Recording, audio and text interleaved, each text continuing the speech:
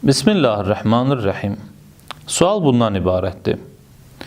Qusl edəcəyi niyyəti ilə, yəni sübh azanından qabaq oyanıb qusl etməyi qərara almaq niyyəti ilə yatıb yuxuya qalan şəxsin orucu düzgündür? Cavabı oxuyuruq.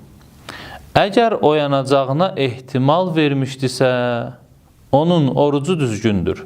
Ayətullah Xameneyi və Ayətullah Məkarim Şirazinin nəzərinə əsasən.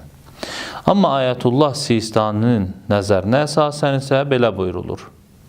Əgər oyanacağına əmin idisə, orucu düzgündür.